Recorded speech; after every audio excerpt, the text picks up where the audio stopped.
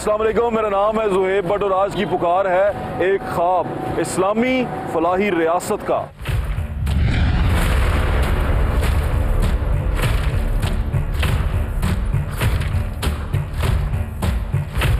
इस्लामी फलाही रियासत का ख्वाब हम सब ने देखा है।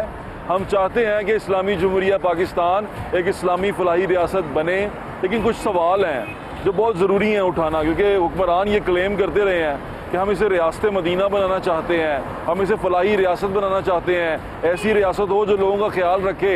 लेकिन कुछ सवाल बड़े बुनियादी हैं। रियासत का खर्चा अवाम के खर्चे से ज़्यादा होता जा रहा है। रियासत ऐसा क्यों समझती है कि रियासत जो सी है वो जो पैसा लगा रही है अपने लोगों के ऊपर, वो उन पर एहसान कर रही है, सदका खैरात कर रही है। और रियासत का जो वाली होता है यानी कि हुक्मरान होता है, वो जब सदका खैरात अपनी नीयत कर रहा होता है या सोच रहा होता है कि मैं जो एहसास कर रहा हूँ, किसी की कफालत कर रहा हूँ, वो मैं लोगों के ऊपर एहसान कर रहा हूँ, तो उस पर मेरी फ़ोटो छपी होना ज़रूरी है, वो जो मैं उसको कार्ड दे रहा हूँ उस पर मेरा झंडा बना होना ज़रूरी है, वो जो मैं उसको पैसे दे रहा हूँ उस पर मेरी फ़ोटो लगी होनी बहुत ज़रूरी है। क्या इस्लामी रियासत, इस्लामी फलाही रियासत में जो हुक्मरान हैं, जो नुमाइंदे हैं, जो अवामी खादिम हैं, जो अवाम के नौकर हैं, नौकर यानी कि सिविल सर्वेंट्स हैं, उनके खर्चे अवाम के खर्चों से ज़्यादा होते हैं? ये बड़े बुनियादी सवाल हैं, आज पूछने वाले हैं। क्या इस्लामी रियासत के अंदर बैतुल माल का इदारा कम पड़ जाता है उसका खर्चा और गवर्नर हाउस का खर्चा ज़्यादा हो जाता है? क्या ये तमाम इस्लामी फलाही रियासत में होता है? ये वो बेसिक सवाल हैं जो मैं आपको बताना चाहता हूँ। उनका जवाब भी आपको बड़े क्या कहते हैं ना मोतबर हरकों से लेके दूंगा। लेकिन एक चीज़ आप ज़रा सोचें, क्लेम किया जाता है खड़े होके ना कि ये फलाही रियासत बनेगी, ये इस तरह बनेगा, ये उस तरह बनेगा, लेकिन जब इनका आप काम देखते हैं तो वो ज़ीरो होता है। यानी कि गुफ्तार के गाजी हैं और किरदार पे सवालिया निशान है। आए ये सवालिया निशान उतारते हैं। यहाँ डॉक्टर रागिब नईमी हमारे साथ मौजूद हैं, शेखुल हदीस हैं और नाज़िम आला हैं जामिया नईमिया का। अस्सलाम वालेकुम हज़रत। वालेकुम अस्सलाम। रमज़ान का ये बाबरकत महीना है। फलाही रियासत के बारे में पूछना चाहता हूँ आपसे, और मैं आपसे ये जानना चाहता हूँ कि दीन इस्लाम में मदीना की रियासत की मिसाल हमारे सामने सबसे बड़ी मिसाल है। मदीना की रियासत फलाही रियासत थी तो कैसी थी? बिस्मिल्लाहिर्रहमानिर्रहीम। ज़ुहैब भाई, बड़ा अहम सवाल है कि फ़लाही रियासत कौन सी रियासत होती है। यानी वो रियासत जो अपने अंदर रहने वाले आमतुन्नास को फ्री ऑफ कॉस्ट एजुकेशन दे, उनका इलाज फ्री ऑफ कॉस्ट हो, और वहाँ पर रियासत और जो रहने वाले आमतुन्नास हैं उनका जो ताल्लुक़ है वो इस तरह का ताल्लुक़ हो कि जब चाहें वो रियासत के ऊपर कोई सवाल करना वहाँ पे वो सवाल कर सके। ये तमाम की तमाम चीज़ें और एलिमेंट वेलफेयर स्टेट की आती हैं। और फिर वेलफेयर स्टेट के अंदर सबसे अहम चीज़ ये है कि वहाँ पे रहने वालों को वो रोज़मर्रा ज़रूरियाती ज़िंदगी अर्ज़ा नरखों पे मिलती हैं जिसकी बुनियाद पे उन्होंने अपनी ज़िंदगी जीना होती। बिल्कुल ठीक कह रहे हैं आप। फिर नबी करीम सल्लल्लाहु अलैहि वसल्लम ने मदीना मुनव्वरा में जिस रियासत की बुनियाद रखी, सबसे पहला काम नबी करीम सल्लल्लाहु अलैहि वसल्लम ने मुसलमानों के दोनों बड़े ग्रुप्स को आपस में भाई भाई बना दिया। जिनके पास था और जिनके पास नहीं था उन्हें शेर शकर कर दिया।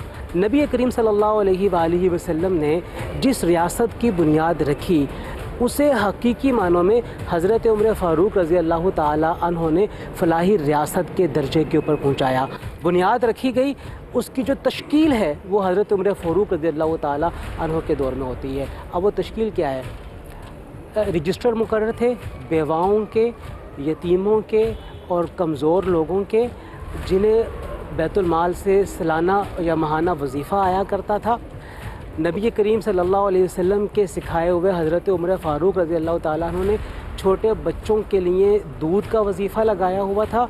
आप हज़रत उमर फ़ारूक रज़ी अल्लाह ताला अन्हु ने एक दफ़ा एक ज़िम्मी नॉन मुस्लिम जो कि टैक्स पे करके इस्लामी रियासत के अंदर अपने जान और माल की हिफाजत इस्लामी रियासत को सुपुर्द किए हुए है, भीख मांग रहा है। आपने पूछा तुम भीख क्यों मांग रहे हो? उसने कहा कि ए मुसलमानों के खलीफा मैं भीख इसलिए मांग रहा हूँ ताकि मैं अपना टैक्स पे कर सकूँ। तो आपने अपने उम्माल को बुला के हुक्म दिया इन लोगों से टैक्स लेना बंद कर दिया जाए। जब इनकी उम्रें थी उस वक़्त हमने इनसे टैक्स लिया, अब जब ये बूढ़े हो चुके हैं अब इनसे हमने टैक्स नहीं लेना है, हमने इन्हें पे बैक करना है। ये तो बड़ी खूबसूरत चीज़ है हज़रत। मैं अभी देख रहा था, एक ऑब्जर्वेशन है, मैं ये देख रहा था कि हमारे मुल्क में हम तकरीबन टॉप 3 कंट्रीज़ में आते हैं जो सदका खैरात करते हैं। हमारा एक सिस्टम है, हम ज़कात देते हैं, वो हमारे दीन का हिस्सा है, इस्लाम का एक रुकन है। कि आपने ज़कात देनी है। ज़कात इसलिए आप देते हैं कि आप अपने जो कमज़ोर आपके लोग हैं, आपकी रियासत उन कमज़ोरों की मदद कर सके। ये रियासत के ऊपर एतबार कैसे आता है हज़रत? रियासत के ऊपर एतबार इस तरह आएगा कि जब जितनी ज़कात रियासत के पास जमा हुई है वो उन्हीं मद्दात में ख़र्च हो जहाँ पे वो ख़र्च होनी चाहिए। ठीक है। अब हकीकत में आपको बताऊं, मैं पंजाब ज़कात कौंसल का मेंबर रहा हूं और मैंने 6 साल बाकायदा यहाँ पे वर्किंग एक एज ए मेंबर मैंने की है। ज़कात की रकम सही मानों में तकसीम होगी तो एतमाद कायम होगा।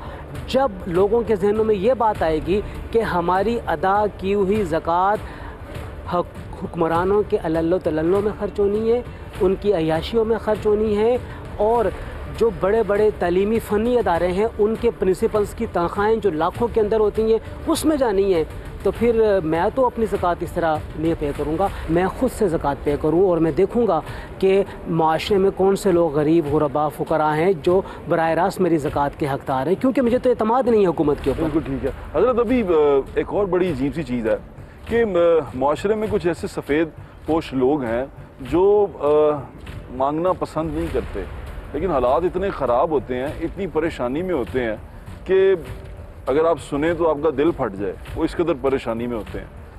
ये हम लोग कैसे उन तक रीच आउट कर सकते हैं, कैसे उन तक पहुंच सकते हैं, या उनकी मदद कैसे हो सकती है ऐसे लोगों की जो कहते नहीं हैं, बताते नहीं हैं, बोलते नहीं हैं? देखिए, बड़ी वाज़ेह बात है, जो एक हक़ बनता है वो करीब का बनता है। करीब का माना यह है आपके अइज़ा करबा। हर ज़ी शऊर जो पैसे वाला है उसे ये पता है कि मेरे ख़ानदान में कौन कौन से लोग ऐसे हैं जो बिलो पॉवर्टी है।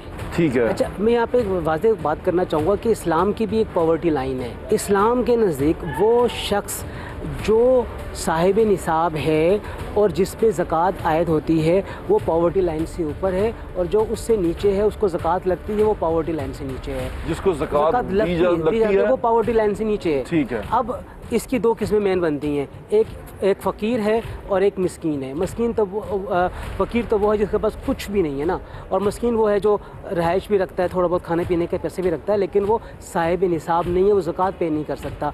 और आज 88,927 रुपये जिस शख्स के पास 1 साल से जमा है वो पॉवर्टी लाइन से ऊपर है, और ये बनती है 200 दिरहम चांदी की कीमत, तकरीबन 613 ग्राम चांदी की कीमत ये बनती है। ठीक है। तो जो शख्स इससे नीचे के सासाजात रखता है उसको ज़कात लग सकती है। 1 साल से उसके पास 88,000 रुपया हो तो उसको ज़कात पे करना है। ज़कात देने के लिए बताना नहीं चाहिए, बताने की कोई ज़रूरत नहीं है। ज़कात की रकम है, आप ज़कात की रकम दें, इमदाद करें।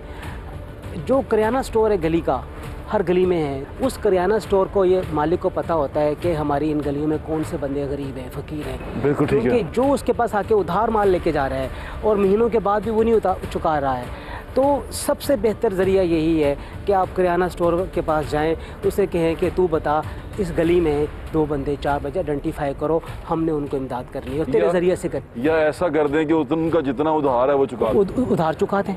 लेकिन उसमें ये एक बात ज़रूरी है कि उनके हाथों से आए वो। अच्छा, क्योंकि उनके हाथों से जाए। ज़कात के अंदर मलकियत दी जानी, यानी कस्टडी, रकम के ऊपर कस्टडी और रकम के ऊपर इख्तियार दिया जाना ज़रूरी है, जिसकी मदद से जिसको ज़कात मिली है वो अपनी मर्ज़ी से उसे खर्च करे। क्या ऐसे हो सकता है किसी की इज़्ज़त नफ्स को मजरूह किए बगैर उसकी मदद की जा सके? आप उसे ना बताएं ये ज़कात की रकम है, आप उसे के इमदाद है, ये तुम्हारी हेल्प कर रहे हैं हम, ज़रूरी नहीं है। और बाज़ दफ़ा ऐसे होता है कि अच्छा सदका बता के दिया जाता है, सदका भी ज़रूरी नहीं बता के दिया जाता, बस आप पकड़ा दें, अपनी नीयत जहन में होनी चाहिए, ये सदका है या ज़कात है, दोनों के दरमियान आइडेंटिफिकेशन होनी चाहिए। क्योंकि सदका इख्तियारी है, अपने इख्तियार से दे रहे हैं, ज़कात अल्लाह का हुक्म है जिसके ऊपर हम तामील कर रहे हैं। ठीक है। और आप बताए बगैर दे सकते हैं, यानी कि अगर आप कहें कि ये नहीं है, बताना ज़रूरी नहीं है, बताना ज़रूरी नहीं है, लेकिन जिसको दे रहे हैं उसके बारे में आपको यकीन होना चाहिए वो ऐसा बंदा है जिसको ज़कात लगती है, इसको ज़रूरत है। अच्छा, आजकल सड़क पे चले जाएं, लोग मांगने के लिए आ जाते हैं, मांग रहे होते हैं, तो हम उसको जब मदद करते हैं क्या वो ज़कात में हम उनको ज़कात दे सकते हैं जो सड़क पे मांग रहे हैं? देखिए, या सदका दे सकते हैं? मैंने तो एक स्टोरी ऐसी भी सुनी कि एयरपोर्ट के ऊपर एक शख्स ज़कात मांगने अपनी कार पे फैसलाबाद से आया करता था। जो पकड़ा गया तो उसके पास न्यू ब्रांड की कार थी जो रोज़ाना फैसलाबाद से आता था और वो एयरपोर्ट पे मांगने के लिए आता था। तो ये जब इस तरह की मिसालें हमारे सामने आएंगी तो फिर इन लोगों से यकीन उठ जाएगा। मैंने इसलिए अर्ज़ किया है कि अपने अतराफ़ में, आस पास में लोगों में देखें, और जो सड़कों के किनारे बैठे हुए हैं मांगने वाले, आप इन्हें सदका दे दीजिए, ज़कात ना दीजिए, आप उन्हें सदका दे दीजिए, ज़कात ना दीजिए। अगर दोबारा इस्लामी रियासत, स्पेशली फ़लाही रियासत की बात पे आते हैं, आपने शुरू में मुझे बताया कि फ़लाही रियासत वो है जहाँ कोई ज़कात लेने वाला ना हो। मैंने ये बात इसलिए की थी कि नबी करीम सल्लल्लाहु अलैहि वसल्लम ने हज़रत मुआज़ बिन जबल रज़ी अल्लाह तआला अन्हु को 6 और 7 हिजरी के दरमियान में यमन का वाली बनाकर भेजा। अच्छा। यमन का गवर्नर बना के भेजा। ठीक है। आपने यमन जाके मामलात को कंट्रोल किया, क्योंकि इस्लामी रियासत की एक ज़िम्मेदारी ये भी होती है कि वो ज़कात इकट्ठी करे। 2 ज़िम्मेदारियाँ मेन हैं, अकामुस्सलात, नमाज का क़याम, और अताउ ज़कात, इताए ज़कात, ज़कात के लिए मैकेनिज़्म तैयार करना। अब उन्होंने वहाँ पे जाके ऐसा मैकेनिज़्म तैयार किया। ये इस्लामी रियासत की ज़िम्मेदारी है। दोबारा बता दें ताकि इस्लामी रियासत का सही इस्लामी रियासत की ज़िम्मेदारी है कि वो नमाज को कायम करवाए और ज़कात को दे। नमाज कैसे कायम करवाए? नमाज कायम करने का मतलब ये है कि जो नमाज को अदा करने का इंस्टीट्यूशन है मस्जिद, वो एक तो स्टेट ओन होना चाहिए, उसकी तमाम तर जिम्मेदारियाँ इलाके के लोगों से उठ के स्टेट अपने ज़िम्मे पे लें। यहाँ पर जब इमाम मुकर्रर किए जाने लगे तो लोगों को इमाम जो उनसे हैं वो और तरफ बातें और तरह की चीज़ें, इमाम का तरबियत याफ्ता होना भी बड़ा ज़रूरी है। बहुत ज़रूरी है, बहुत ज़रूरी है। क्योंकि अगर मैं गलत नहीं हूँ तो मैंने देखा है कि ऐसी गाँव, छोटी जगह पे जो मस्जिदें होती हैं वहाँ पर मोस्टली ऐसी बातें कर दी जाती हैं जो सोसाइटी में शर पैदा करती हैं, फसाद पैदा करती हैं, फितना पैदा करती हैं। तो मस्जिद के मेंबर से फसाद, शर और फितने की बात नहीं होनी चाहिए। बिल्कुल नहीं होनी चाहिए।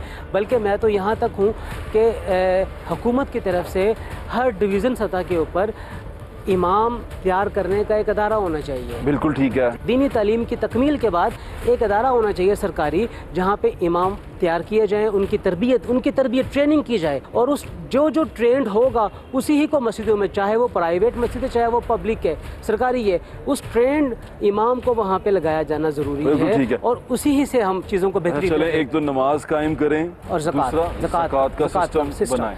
अब मैं अगर अपने इर्द गिर्द देखता हूँ हज़रत, पाकिस्तान में, इस्लामी जमहूरिया पाकिस्तान में, मुझे यहाँ पे नमाज कायम करने के फिर कोशिशें नज़र आती हैं कि मस्जिदें जो सी हैं औकाफ बनाए गए हैं, वो मस्जिदों को अपने कंट्रोल में रखते हैं।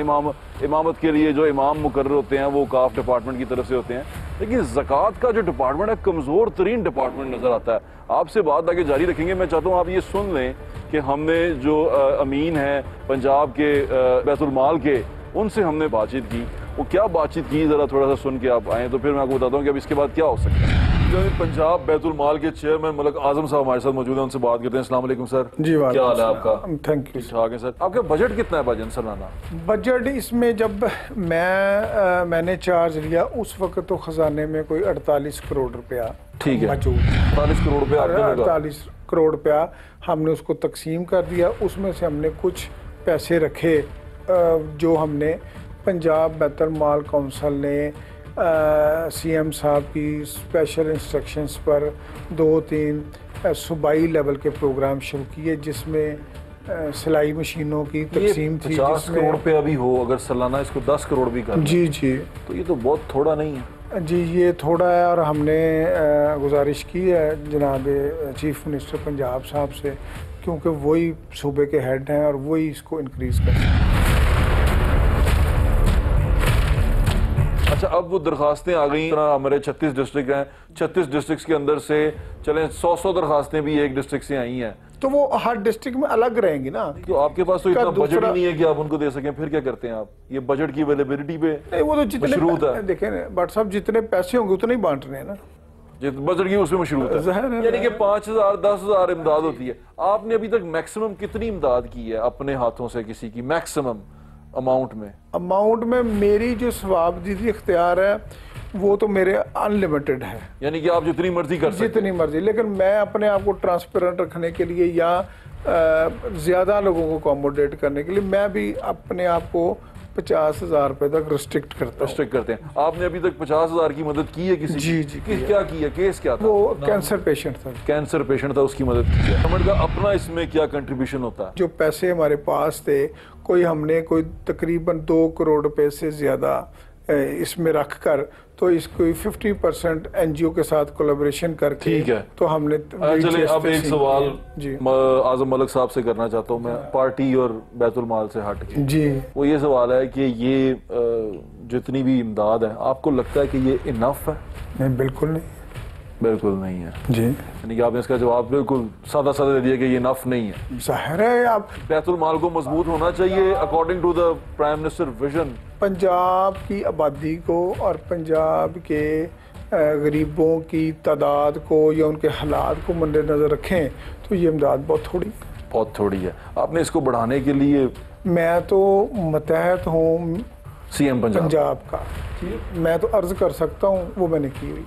बिल्कुल ठीक कह रहे हैं आप, आपके वक्त का बहुत बहुत शुक्रिया आजम मलिक साहब। अच्छा, आपने इनकी बात सुनी चौधरी साहब की, उन्होंने कहा कि जो पैसा इकट्ठा होता है वो बड़ा थोड़ा होता है, वो थोड़ा पैसा जो है फिर उन्होंने बहुत सारे लोगों में लगाना होता है। जो बैतुल माल का कॉन्सेप्ट है, जो रियासत इस मदीना में या इस्लामी रियासत में या फलाही रियासत में, इस्लामी फलाही रियासत में जो बैतुल माल का कॉन्सेप्ट है वो तो बड़ा मजबूत नज़र आता है, यानी कि हर चीज़ बैतुल माल कंट्रोल करता है। लेकिन यहाँ बैतुल माल तो बड़ा कमज़ोर है, हम फलाही रियासत कैसे बनेंगे? मेरा इस बारे में तजवीज़ है, यहाँ पे ना बैतुल माल सोशल वेलफेयर के ज़ेर इंतज़ाम है और ज़कात का पूरा अलग महकमा है, ज़कात और उशर का महकमा अलग है। मैं ये समझता हूँ कि ज़कात और उशर और बैतुल माल और सोशल वेलफेयर इन तमाम को इकट्ठा मर्ज किया जाए, इनको एक महकमा बनाया जाए। यहाँ पे रिपीटिशन होती है, बेनज़ीर इनकम सपोर्ट भी चल रही होती है, अच्छा एहसास कफालत भी चल रही है। अब देखिए एक ही बंदा जगह जगह से पैसे इकट्ठे कर रहा है, वो एक मैकेनिज़्म, सेंट्रलाइज मैकेनिज़्म होना चाहिए कि अगर एक बंदे को ज़कात मिले, एहसास कफालत प्रोग्राम में उसे पैसे मिले, जो कुछ भी हो वो सारा का सारा सेंट्रलाइज होना चाहिए। ज़कात वाले में फिर जो हुक्मरान होता है वो अपनी फ़ोटो नहीं ना लगा सकता, ये प्रॉब्लम आती है इसके अंदर। मुझे ऐसा लगता है कि ज़कात, उशर, बैतुल माल इन सारों को इकट्ठा करके वो एहसास कफालत हो, बेनज़ीर इनकम सपोर्ट हो या और कोई चीज़, वो नाम का कार्ड जो पैदा कर देते हैं हम बना के दे दें, तो फिर हुक्मरान की फ़ोटो नहीं आएगी। लेकिन ये कमज़ोरी जो सी है इस डिपार्टमेंट की, बैतुल माल की, ज़कात और उशर की, ये कमज़ोरी ठीक कैसे कर सकते हैं? अच्छा, असल में ना बात ये है जो मैंने अर्ज़ कर रहा हूँ, ज़कात जब तक हम मेंबर थे पंजाब ज़कात कौंसिल के, हमारे इल्म के मुताबिक 2 अरब रुपया बैंकों से ज़कात इकट्ठी होती थी एक साल के लिए, जिसे फिर आगे डिसबर्स किया जाता था आबादी की बुनियाद के ऊपर तमाम सूबोजात के अंदर। इसी तरीके से जो बैतुल माल है उसे वो वफाकी हुकूमत फंड दे रही होती है, जो ज़कात नहीं होती है। बैतुल माल में आने वाली रकम ज़कात नहीं होती है, वो हुकूमत का एक बाकायदा फंड है मुकर्रर करदा, जो कि इनके पास आता है, अगरचे मिकदार में ये कम होता है। ठीक है। तो मैं ये समझता हूँ कि लोग अपने प्रोजेक्ट खुद से चलाते हैं इसलिए ताकि उनकी ज़कात सही तरीके पर इस्तेमाल भी उन्हें नज़र भी आए, और फिर जो आपने नाम की बात की है ना, तो वो नाम जहाँ पे हुक्मरान चाहता है वहाँ पे जो साहिब सियासी मकासद के लिए इस्तेमाल हो जाती है, सियासी मकासद भी इस्तेमाल होते हैं, और वहाँ पे जो खर्च करने वाला है अल्लाह के रास्ते में, अब हमारे यहाँ शोबाजी इतनी आ गई है कि वो भी चाहता है कि मेरी तस्वीर अखबार में कहीं ना कहीं लगे, मेरा भी पोस्टर लगे कि ये कैंसर अस्पताल चला रहा है, मेरा भी पोस्टर लगे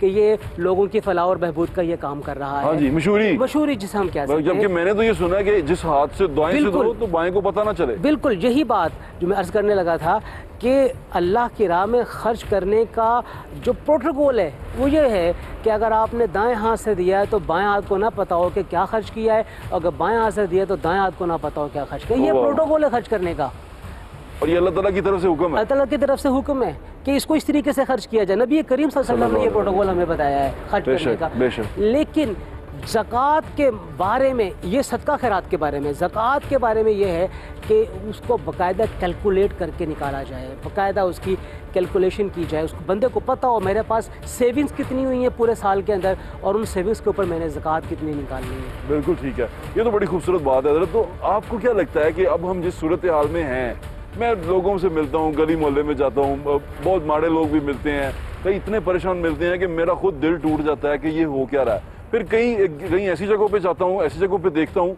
जहाँ इतने अमीर लोग हैं कि वो मेरे ख्याल से एक पल के अंदर लाखों करोड़ों रुपया खर्च कर देते हैं।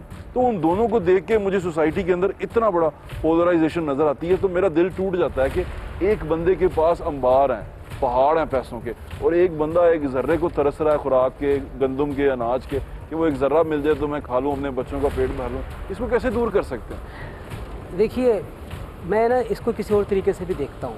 मेरा ये ख्याल है कि जितने ज़्यादा आपके मुल्क में अमीर होंगे, आपकी आवाम भी उतनी खुशहाल होगी।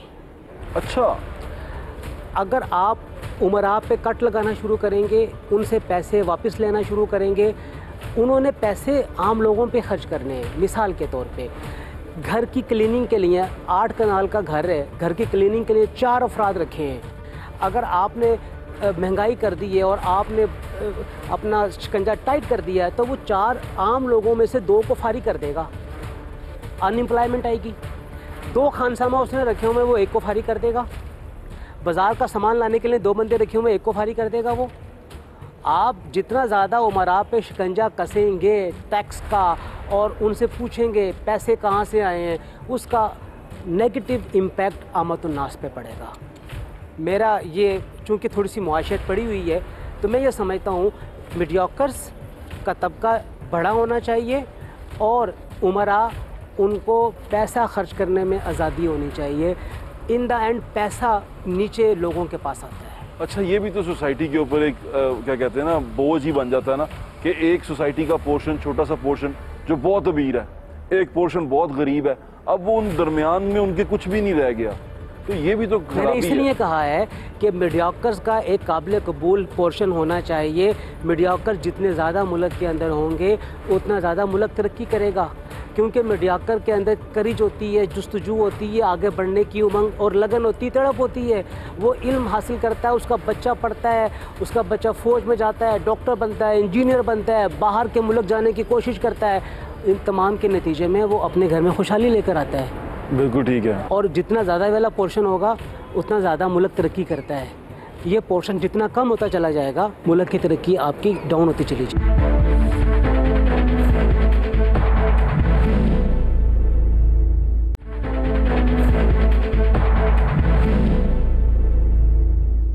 आपने ये तमाम इस वक्त जो सूरत हाल है, जो मुल्क में हालात चल रहे हैं, वो आपने देखे हैं। सियासी हुए बगैर एक गैर सियासी सा सवाल पूछ रहा हूँ, आपको लगता है कि पाकिस्तान को हम एक इस्लामी फलाही रियासत क्या बना दें? क्या वो बेहतरीन बुनियादी असूल हैं जिन पे अगर हम चलें और ख़ुद को उन डिपार्टमेंट्स को या उन जगहों को ठीक कर लें, तो हम एक अच्छी बेहतरीन इस्लामी फलाही रियासत बना सकते हैं? सबसे पहली बात तो ये है कि जो रियासत का सरबराह है, जो कोई भी है, अभी का है, आइंदा का है, जो माजी का, जो कोई भी है, रियासत का सरबराह अपने आप को आवाम का खादिम तस्वुर करे, क्योंकि अरबी का मकूला है सैयदुल कौमी खादिमुहुम, कौम का सरदार उनका खादिम होता है, उनका आका नहीं होता है। जब खादिम होने का तस्वुर जहन में आएगा, तो इसका मतलब ये है कि उसने लोगों की खिदमत करनी है। लोगों की खिदमत करने का माना ये है कि उनकी ज़िंदगी की बुनियादी ज़रूरत को पूरा करने का उसने एहतमाम करना है। बाकी रही फलाही रियासत की बात, तो फलाही रियासत एतमाद के साथ बनती चली जाएगी और उस एतमाद के लिए हुकूमत को बहुत ज़्यादा इक़दामात करने पड़ेंगे। क्लियरेंस दिखानी पड़ेगी, शफाफियत दिखानी पड़ेगी। जो पैसा लोगों का इकट्ठा होता है किसी भी मद के अंदर, उसकी शफाफियत के साथ उसकी डिसबर्समेंट दिखाई जाए, बताया जाए इतनी रकम इकट्ठी हुई है, इतनी खर्च हुई है, इन मद्दात के अंदर खर्च हुई है, इन लोगों के ऊपर खर्च हुई है, और हर चीज़ लोगों के मुलायजे के लिए मौजूद होनी चाहिए ताकि लोग अपने आँखों से देख कर उसकी शफाफियत का अंदाज़ा करें। एक और सवाल, मैं इसी से सवाल निकला है कि क्या रियासत सदका खैरात कर सकती है? रियासत सदका खैरात करती है? वैसे देखिए, रियासत सदका खैरात नहीं करती। रियासत के पास तो अपने पास कुछ है ही नहीं सदका खैरात करने के लिए, है ना। ये लोगों को जरा बताएं, मैं चाहता हूँ ये लोग जरा सुन लें गौर से। उनको ऐसा लगता है कि जो कोई हुक्मरान आता है, वो जब कोई फलाही काम करता है तो वो अपना सदका खैरात कर रहा होता है। नहीं, बिल्कुल भी नहीं। तो फिर वो फोटो क्यों लगाता है अपनी? नहीं लगानी चाहिए, मैंने पहले अर्ज कर दिया। अगर वो अपनी जेब से खर्च कर रहा है तो उसका हक बनता है कि वो लगवाए, लेकिन ये तो फिर नबूत नुमाइश आ जाएगा ना कि वो नेकी कर रहा है और नेकी का इजहार कर रहा है लोगों के सामने। मैं ये अर्ज कर रहा हूँ कि एक मैकेनिज्म ऐसा बनाए जिसमें जो रियासत का सरबराह है वो खादिम के तौर पे सामने आ रहा हो, ना कि वो मखदूम के तौर पे सामने आ रहा हो। हम तो पूरी की पूरी रियासत अपने हाकिमीन को पालने पे लगे हुए हैं। हाँ, ये है असल चीज़ जो मैं लोगों को बताना चाह रहा था कि रियासत असल में जो लोग हैं, अवाम है, वो अपने हाकिमों को पाल रहे हैं। हमारा पैसा सारा पार्लियामेंट में निकल जाता है। पार्लियामेंट किसके पैसों पे चल रही है? मेरे और आपके टैक्सों पे चल रही है। अवाम पे टैक्सों पे चल रही है। बल्कि रुकें, मैं आपको इसका छोटा सा क्लिप दिखाता हूँ कि पंजाब असेंबली में जितना पैसा खर्च हुआ है उसके बारे में दिखाता हूँ और मैं आपको दिखाता हूँ कि उसके सामने क्या सूरत हाल चल रही है, ज़रा देखें। हमारा सबसे बड़ा हाउस है पाकिस्तान का और उसमें हमें 450 लोगों को बिठाना है। तो वहाँ इस दरख्तों के पीछे पंजाब असम्बली है और चेयरिंग क्रॉस है, और उस चेयरिंग क्रॉस से थोड़ा सा कदम, यानी कि मैं चेयरिंग क्रॉस से हार्डली 300 मीटर्स दूर हूँ। ये नकी मार्केट है, मॉल रोड के ऊपर है, शारा कायद आज़म है, ये जो गुजर रही है मेन मॉल है। मॉल के पीछे वो वहाँ पैनोरामा है, पैनोरामा के बिल्कुल ऑपोजिट में खड़ा हुआ हूँ। ये आबादी बहुत पुरानी है, यहाँ पर जो लोग आबाद हैं वो महाजरीन भी उनमें से बहुत सारे हैं, उर्दू स्पीकिंग लोग हैं। तो जो लोग यहाँ आके आबाद हुए हैं, ये 35,000 से ज़्यादा की आबादी है, सिर्फ इतनी सी आबादी की बात कर रहा हूँ मैं। लेकिन इस आबादी के पीने के लिए पानी नहीं है, और ये मॉल रोड के ऊपर है, पंजाब असम्बली के बिल्कुल सामने है, जहाँ 5.5 अरब रुपए की नई इमारत तैयार हुई है, और वहाँ इनके जो हकूक़ के अलंबरदार हैं वो बैठते हैं। और आज का जो दिन है वो इंसानी हकूक़ का दिन है, और सर्वाइवल एक बुनियादी इंसानी हकूक़ है, सर्वाइवल ऑफ ह्यूमन बीइंग। तो सर्वाइवल में पानी सबसे अहम ज़रूरत है, ये पानी के बगैर हम जिंदा नहीं रह सकते। तो हज़रत देखा आपने कि वहाँ एक गली है, यानी पंजाब असम्बली के सामने नकी मार्केट है, वहाँ पर एक आबादी है, अच्छी खासी आबादी है, उसके अंदर पीने का पानी नहीं है। क्यों? ट्यूबवेल नहीं लग सकता, ट्यूबवेल जो सा है वो ख़राब हो गया हुआ है, नया ट्यूबवेल नहीं लग सकता। ट्यूबवेल जो सा है वो इतना महंगा नहीं लगता, 4-5 करोड़ में ट्यूबवेल लग जाता है। उसके बिल्कुल सामने 6 अरब में असम्बली दोबारा तैयार हुई, अब उसके साथ एक हॉस्टल बनाया जा रहा है अपने MPs के लिए, उस पर 4 अरब रुपया लगा दिया गया है।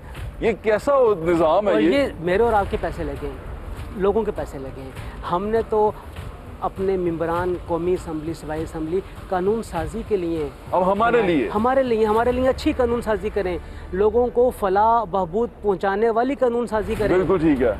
तो वो अपनी कानून साजी में लगे हुए हैं। अपने उन्होंने देखे कर क्या दिया ना, 4 अरब रुपये उन्होंने लगा दिया। वो बता रहे थे फरेज अलाई साहब कि ये जो मैंने पत्थर मंगवाया ये अफगानिस्तान का है, ये जो सागवान की लकड़ी लगी हुई है, ये तमाम फ्लोर देखें और ये पीछे देखें नजर आ रहे हैं ना, ये स्पेशल मार्बल है और ये मार्बल अफगानिस्तान से आया था। क्या कहेंगे इसमें? देखिए, मैं फिर भैया बात अर्ज़ करूँगा, जो पैसा जिस मद में इकट्ठा किया गया उसी मद में खर्च होना चाहिए। अगर हुक्मरानों को इतना ही शौक़ है हुक्मरानी करने का, तो फिर वो अपनी ज़ाती इनकम, ज़ाती खर्चा लोगों के ऊपर करें। वो तो कहते हैं साड़ी तनख्वाह भी थोड़ी ने बताओ, आपने देखा होगा पिछले पंजाब असम्बली की तनख्वाह बड़ी।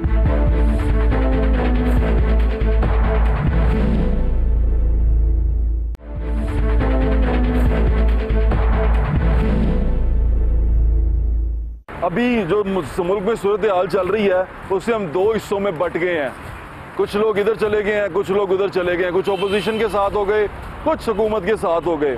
इस सारी चीज़ों के अंदर मुझे एक चीज़ का बड़ी शिद्दत से एहसास हुआ कि हम पार्टी की तर्जुमानी तो बड़े ज़ोर शोर और जोश से करते हैं, लेकिन हम अपने मुल्क की तर्जुमानी करने में नाकाम रहे हैं। हमारी नौजवान नस्ल अपने ही जो पाकिस्तानी अपने ही वो हम मुल्क हैं, हम वतन हैं, उनको ऐसे पड़ जाती है जैसे वो दुश्मन मुल्क के लोग हैं, दुश्मन देश के लोग हैं। तो ये तमाम चीज़ें बड़ी ख़तरनाक हैं। इस तमाम चीज़ों के अंदर सड़क पे चलते चलते कुछ दिन पहले मुझे एक बुज़ुर्ग मिले, उन बुज़ुर्ग से जो मेरी बातचीत हुई मैं चाहता हूँ आप उसे दोबारा सुने, उसको देखें। वो बाबा जी बड़े आराम से वहाँ बैठे हुए थे, इत्र का काम कर रहे थे, इत्र वो बेच रहे थे। वो इत्र पता नहीं कैसे इत्र थे, वो शायद आपको पसंद भी ना आए, पर वो बाबा जी इत्र बेच रहे थे। उनके हाथ में तस्बीह थी। जब मैंने उन्हें देखा तो वो गुम थे कहीं पे, तो उनको रोक के मैंने उनसे बात करने की कोशिश की। जो बात की वो बात आप ज़रा गौर से सुनिएगा, बाबा जी जो कहना चाहते हैं वो सुनिएगा, और जो उन्होंने कहा वो मेरे लिए सबक था। आपके लिए है कि नहीं है, ज़रा चल के सुने। ਜਿਹੜਾ ਰਿਜ਼ਕ ਅੱਲਾ ਨੇ ਦੇਣਾ ਉਹ ਸਮਾਨਾ ਤੇ ਰਿਜ਼ਕ ਤੇ ਜਦੋਂ ਬੰਦਾ ਮਰ ਜਾਂਦਾ ਕਹਿੰਦੇ ਨਹੀਂ ਉੱਤੋਂ ਰਿਜ਼ਕ ਖਤਮ ਹੋ ਗਿਆ ਤੇ ਰਿਜ਼ਕ ਅੱਲਾ ਦੇ ਹੱਥ ਆ, ਭਾਵੇਂ ਕਿੰਨੀ ਮਹਿੰਗਾਈ ਹੋ ਜਾਏਗਾ। ਅਸੀਂ ਮੈਂ ਉਦੋਂ 6ਵੀਂ ਪਾਸ ਕਰਕੇ 7 ਕਲਾਸ 'ਚ ਸੀ ਜਦੋਂ ਪਾਕਿਸਤਾਨ ਬਣਿਆ। अच्छा ਹਾਂਜੀ ਤੇ ਯਕੀਨ ਜਾਣੀ ਕਰੋੜਾਂ ਹੱਥ ਜਾਨਾਂ ਗਈਆਂ, ਸਾਨੂੰ ਆਹ ਮੁਲਕ ਮਿਲਿਆ। ਇਹ ਪਾਕਿਸਤਾਨ ਮੌਲਾ ਸਲਾਮ ਤਰੀਕੇ ਸਾਡੇ ਸੋਹਣੇ ਨਬੀ ਦੇ ਦੀਨ ਨੂੰ ਹਮੇਸ਼ਾ ਕਾਇਮ ਰੱਖੇ। आमीन आमीन ਯਾ ਅੱਲਾ ਪਾਕਿਸਤਾਨ ਨੂੰ ਖੁਸ਼ਹਾਲ ਬਣਾ ਦੇ। आमीन आमीन दुआ करा दे चाचू साडे ਤੇ ਅੱਲਾ ਸਭ ਮੋਮਿਨੀਨ ਨੂੰ ਤੰਦਰੁਸਤੀ ਰੱਖੀ, ਆਪ ਦੀ ਪਨਾਹ 'ਚ ਰੱਖੀ, ਆਪ ਦਾ ਮੁਹਤਾਜ ਰੱਖੀ ਤੇ ਜ਼ਿੰਦਗੀ 'ਚ ਆਪ ਦੇ ਲਾਲੇ ਹਬੀਬ ਦੇ ਰੌਜ਼ੇ ਦੀ ਜ਼ਿਆਰਤ ਨਸੀਬ ਕਰ ਦੀ। ਆਮੀਨ। ਸਾਨੂੰ ਆਹ ਬੰਗਲੇ 'ਚ ਮੋਟਰਾਂ ਨਹੀਂ ਚਾਹੀਦੀਆਂ, ਉਹ ਸਾਨੂੰ ਜ਼ਿਆਰਤ ਨਸੀਬ ਕਰ। आमीन आमीन आमीन। ते अल्लाह सा- ताला ਤੁਹਾਨੂੰ ਵੀ ਜਿੰਦਾ ਰੱਖੇ, ਸਲਾਮਤ ਰੱਖੇ, ਖੁਸ਼ ਰਹੋ ਚਾਚੂ।